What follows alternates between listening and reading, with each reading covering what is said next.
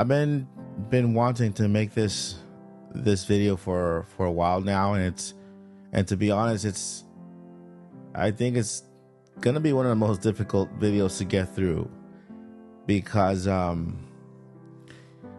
really want to talk to you guys about who I am, and just to tell you the truth, right? To tell you everything when it comes to me as a person, like where I come from, why do I do this, and be completely transparent and as transparent as I can throughout this video. So I hope that you understand by the end of this video and you get to know me just a little bit better, and you decide whether you want to stay on this channel or not. You know, it's up to you, or whether you want to continue to support me or not by the end of the video.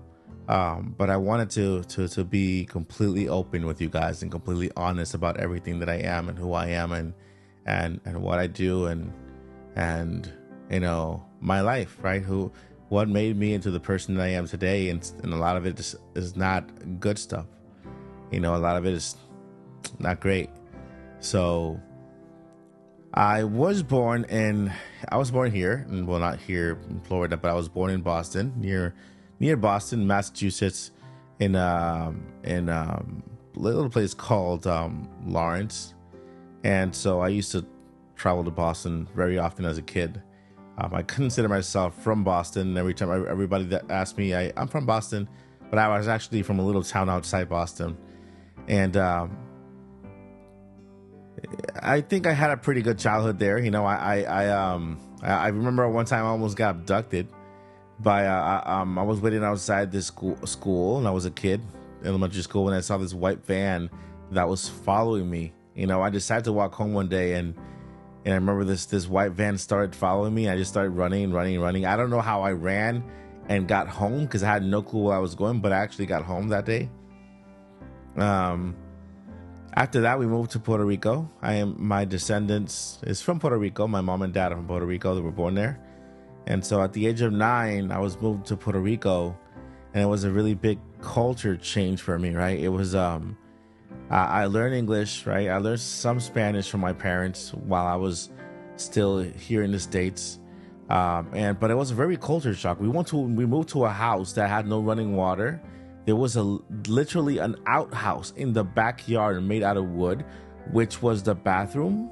Not lying. This was an outhouse made out of bathroom. The house that we moved into was it was made out of bricks, and it was unfinished, so you could see the bricks on the wall. It was really, I think my dad and a couple of friends had to finish it out, right?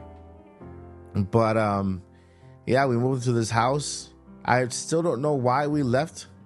Until this day, I haven't even asked my mom or my dad why we left, but we went to Puerto Rico. And so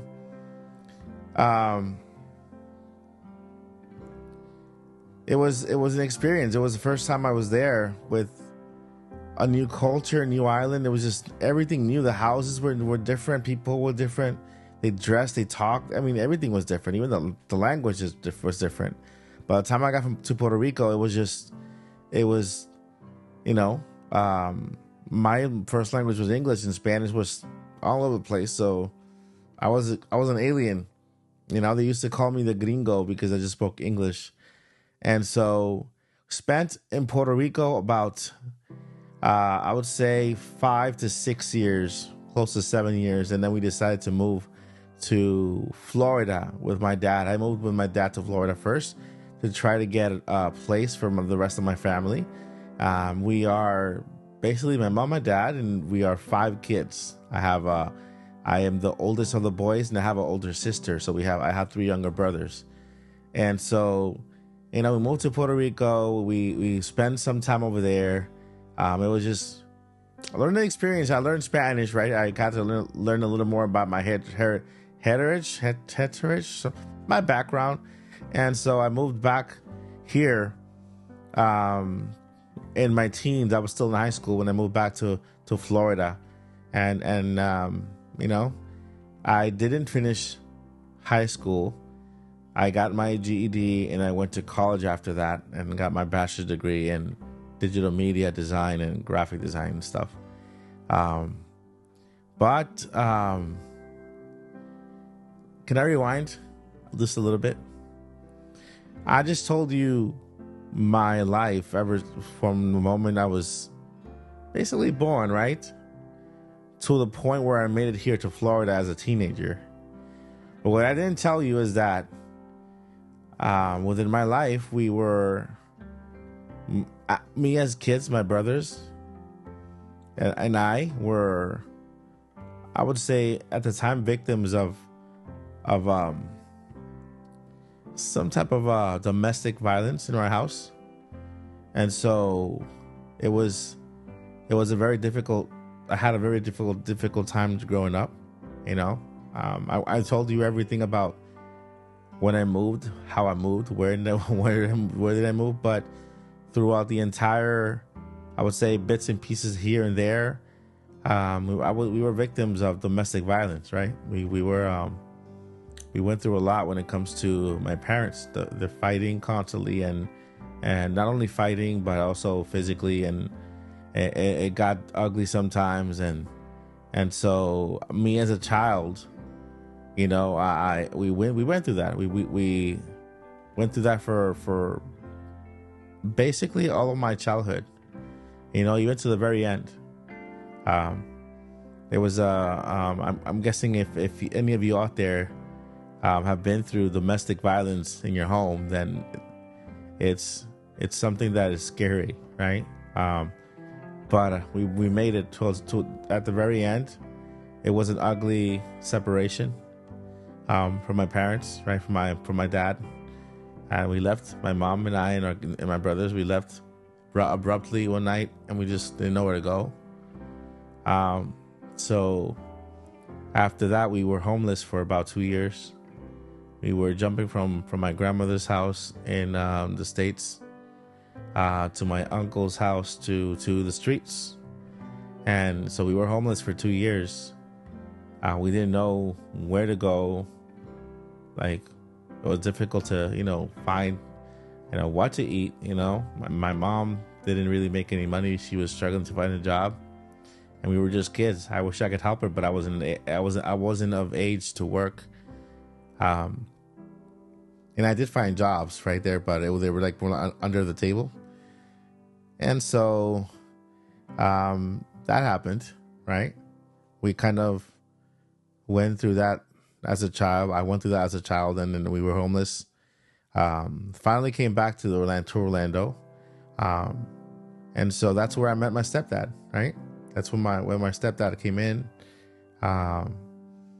And so he kind of put everything back together. You know, I felt like he put everything back together. He gave my mom a stable home, a place to call home where we felt safe, and taught us how to be responsible with our bills and our credit and everything, right? Because to this point, we didn't know anything about that. We lived day by day, not knowing what come from where. And so at that point, he came into our home and felt like that kind of brought us closer together.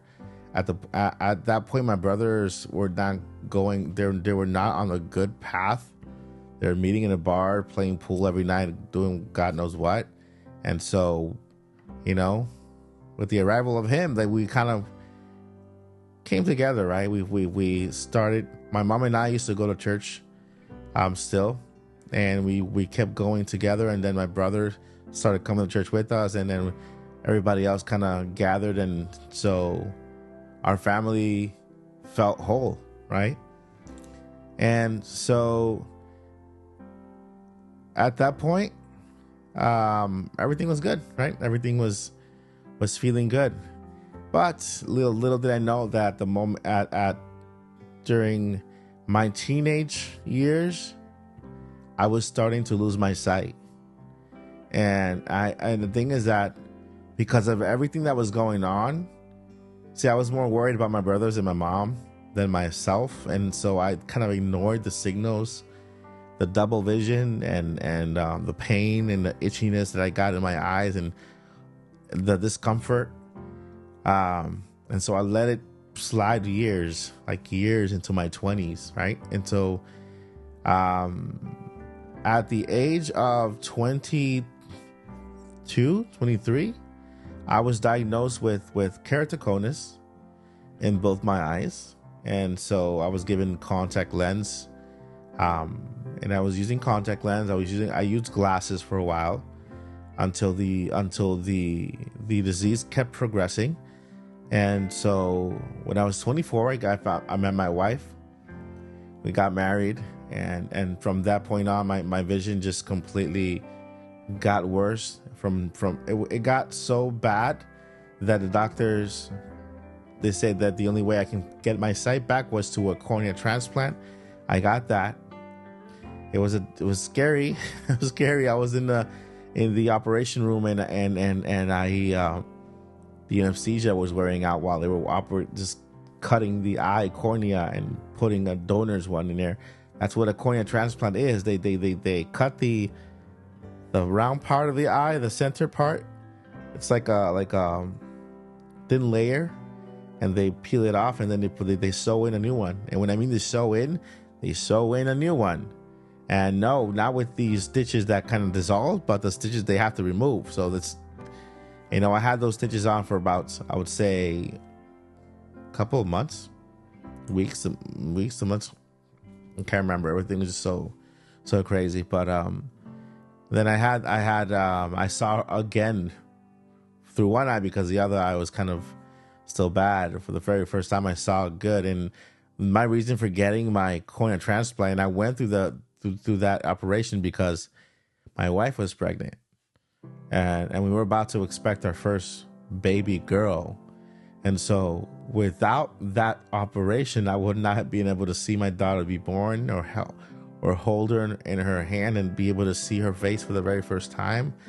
And because I got that operation, I was able to recover half of my sight, and I was able to hold my daughter in my hands, and I was able to see her face, and I was able to be there with her. And well, throughout this entire time, I did have jobs, right? I worked as a educator for the county. I was a PE teacher, and throughout this entire time, my eyesight has been a roller coaster, right? But I've been always willing to work and to push my limits and try to find a way how to get through. And not, not hold myself back or not be a burden to anybody. Because if I can do something that I feel like there's no limits, right? I mean, the only thing that can happen is me go completely blind, and that's the only way I would stop. If I go completely blind, then that's what I said to myself. I'm never gonna stop. I'm gonna work. And so that's actually how I met my wife. We were working as a teacher at a school for special needs, and then I moved on to be a PE teacher. We were still married. She stayed as a special needs teacher. I was able to have my daughter with me in the same school where I taught PE for a couple of years, and that was just the best, right? But it came to a point where I didn't trust myself too much when it comes to my eyesight and watching these many kids, because I had 20 plus kids in PE, like a big field and everything, and I was like, I can't look further away. So I really couldn't do the job there. So I changed jobs there, and I started with Apple. And I started with Apple retail inside the store and retail. And I said, how bad could this be? I'm only selling computers and phones and everything, and learning about the product. And I love the company Apple. And so they said, oh, it's hard to get in. But I went to the interview, and surprisingly, I was honest with them. There was about 20 people in the interview, and me by myself. They did a group interview, and so they asked questions, and you would have to kind of jump in and answer the question to see which one of them was like the most outgoing and person who was just there. And so I don't want to say I won, but I want to say I was there and I think I impressed them with how honest I was. I said, look, I was a PE teacher. This is my second chance at trying to work because of my eyesight. I'm legally blind, and I'm trying to get through. And so I think that I could do well in this company. And so I was hired, right? I spent some years, I think about 4 to 5 years at the retail store. Then My eyesight got worse from there. And so I couldn't really look at the phones. I have my phone here. And so wherever we took orders was like a device like this. And I was just looking at the phone like this. And I was taking orders like that with my thing like that. And they noticed, right? And there came a point where my eyesight got so bad that I couldn't drive anymore. And I couldn't take myself to work. And I said that I wasn't going to be a burden to anybody, right? And that was my thing. To this day, I still can't drive. But I did some research and I found out that that corporate Apple was hiring, right? Corporate Apple, and they had some home jobs. I worked for them already 5 years. So what the heck? Let me apply to see what happens. I'm very underqualified. I do have a bachelor's degree, right? But everything else, I'm very underqualified. I'm just gonna wing it to see if I get it. So I did apply for that position. A couple of months later, I was called and I was hired. So I was able to get a job from home. I didn't have to work outside. So I drove, I didn't have to drive. I got my job from home. And so I've been with Apple since 2017, working from home. And it's been a great experience. But now it's come to a point again where my eyesight is continuing to get worse. Just like the doctor said. Not sure if you're here in the channel, if you're new or you've been here for a while. But if you've been here for a while, you know my story. You know that my eyesight is continuing to progress, and the disease is there's no stopping it because I already have cornea transplants. And after that, it's just, there's so much scarring on the other eye. And at this point, I can only see through one eye. This one doesn't see anything at all. And this one has I would say on a very good day, I have about 75% of my vision. I have my light facing this way, that way. Sometimes I can look straight at the camera, and the camera's not too far away. It's right here, so I know where it is. But sometimes when my eyesight is bad, I can put the light right behind it, and I can just kind of focus on the light, and therefore that kind of guides me to where I have to look well, and I don't have to focus. Some of you have noticed that my eyesight has kind of play around. Sometimes this eye kind of low goes somewhere, and it doesn't look right. It doesn't look good, but it's there, I live with this motto, and I've been sharing with you guys in every single video. Every time I said never give up, I was talking to myself, and ever since, and journey on, it's like, okay, we are on a journey, right? This is a journey that we continue to walk every day, and when waking up is part of the journey. Getting dressed is part of the journey, living life is part of the journey. Loving your family is part of the journey. And so that is my life till then. I told you that I graduated, right? Had a bachelor's degree. Right after I got my first transplant, I had my sight back, so I went back to school to find something that I could do. And I did. I went to Full Sail University. I graduated from there at the 3.7 GPA, not 4 point something, 3.7 GPA, which is okay, I guess. It's not 4 points, but it's good. So that's where I learned this. That's where I learned everything that I know here, what I do on YouTube, the graphic design, video, everything you see on the channel, I do myself. I've done myself. From the video editing, from the graphics, from everything. Like everything you've seen, the header on my page here, the logos, everything, I do myself here. I've actually worked with also with Andres Restart, his logo, his banner, I did for him as well. And so, and there's the video intro as well. It is what it is, And in my YouTube journey, I have encountered so many people, right? And I actually found my passion here of what I want to do. as a career. I still have my job with Apple. I'm on temporary leave.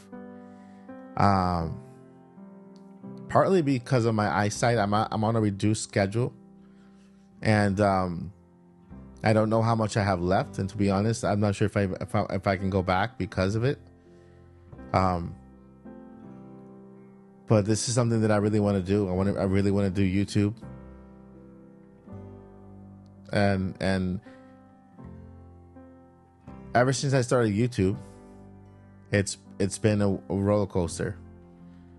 It's been such a emotional roller coaster because I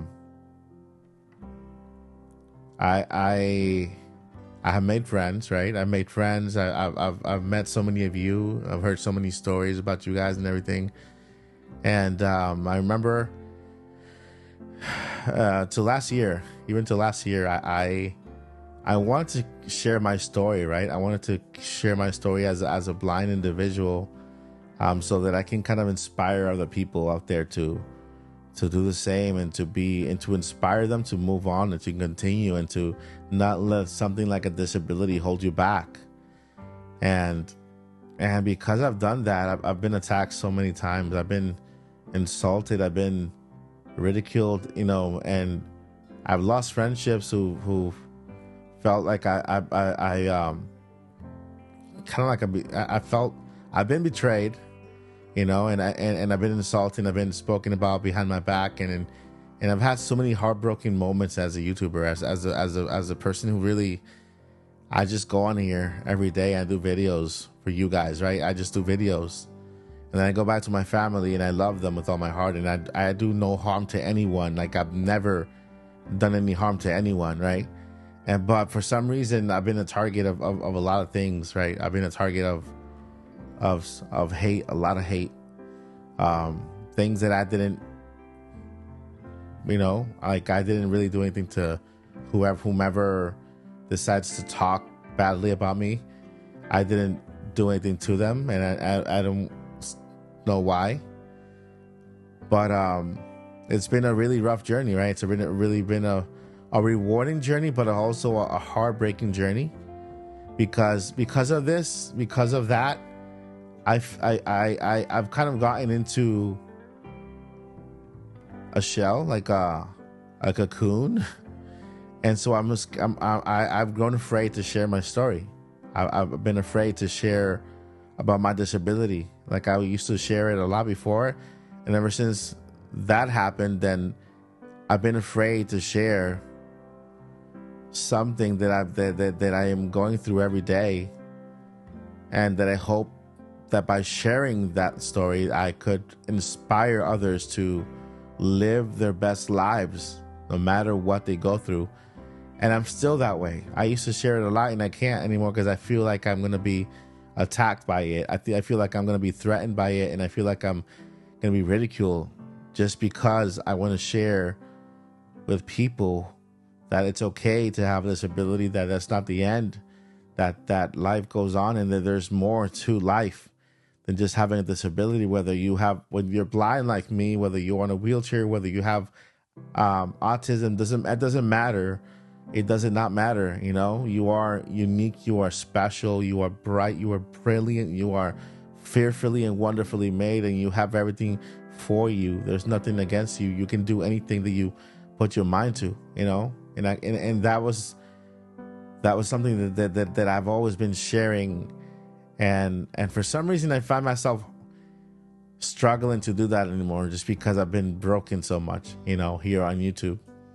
But in spite of that, I still want to continue. In spite of that, I still want to fulfill this dream of making this my full-time job, and continue to grow, and just try to be, as much as I can, a positive influence to you all. The reason why I made this a family-friendly channel is because I have my kids. When I started, my daughters were smaller. I started YouTube with my daughter, and I started this channel called Family Gaming Club. It's still on YouTube right now. And I started with her, with my little girl, and those were the best moments of my life, just being with her on the channel. And I was just so proud of her, and and spending time with her, and we bonded so beautifully, you know. She's grown into a teenager now, you know. And teenagers kind of, they you know, they move up and they move on, and they have different interests and stuff like that. And me as daddy, I have to understand, of course, and have to support her and be there for her no matter what. But I continued, right? After she didn't want to do YouTube anymore, that's when I decided to venture on and continue. And that's why I started in Nintendo Academy, and then I rebranded to Mike Odyssey. And so here we are, right? Here we are. After so much time, you know, here we are. 10 months ago, I lost my father-in-law. He died due to cancer. And then 2 days ago, I lost my stepdad. The person who put my family back together. And so right now, as we speak, I just finished doing all the arrangements for the viewing, and you know, I took it upon myself to take all that responsibility so that my brothers don't suffer as much, because it's not a good thing to do. You know, it's not fun. And so today is a Friday as of recording of this video. Tomorrow we're viewing my stepdad. It's the service, and that's the first time where we are gonna see him in that position for the very first time, and it's gonna be a difficult moment for us. But I know that we can get through this because we're fighters. And I want to thank you guys, because you guys have been my rock sometimes. You know, you guys have been my happy place. Like I call you guys my happy place. And I'm sorry if at any moment throughout my years here on YouTube, but if by sharing my story, by sharing my disability, I've offended you. If by sharing who I am, you know, you dislike who I am. You know, everything I wanted to do here is to inspire people. And I know that sometimes people don't see that there are good people in the world that do want to do good, right? And it's hard to understand that, because there is so much wrong in the world. There's so much bad things happening in the world, and when somebody comes across someone who wants to do good, they doubt it, and they lash out. And even sometimes that person is going through something themselves, lack of self-esteem. You know, they're going through something themselves, and what they do is they look at people, and they look at those who are doing good for others, and they lash out at them, and they criticize them, and you know, I hope one day I can get back to sharing my story with you all, sharing my disability, sharing my journey. I know that one day my sight will leave. That's what I've been told by the doctors. I know that one day that everything will go dark. But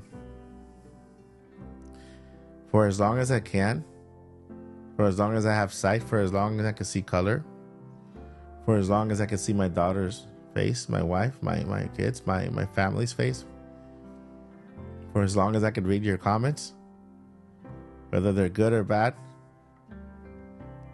I'm going to continue. I'm going to push as hard as I can to grow this channel and to try to make it what I dream it would be. I know that I might not be a million subscriber caliber person.